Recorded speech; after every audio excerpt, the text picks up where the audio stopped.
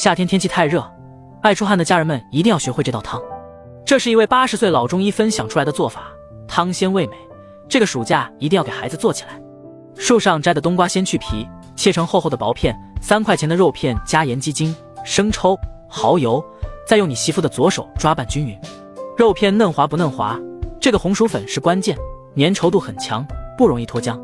一个红心对您来说只是举手之劳，对我来说就能让我开心一整天。上个视频真是太惨了，这个视频您就帮忙点一个红心吧，辛苦您了。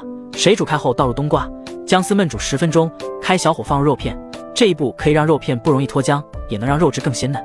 汤鲜的关键就是这个淡干生晒虾皮，配料表干净的只有虾，每次做汤的时候放1勺，鲜味瞬间就上去了。大火烧开，撒上88粒枸杞和葱花即可出锅。这样做的冬瓜肉片汤，汤鲜味美，老少皆宜，真的太适合这个夏天了。喜欢就收藏安排起来。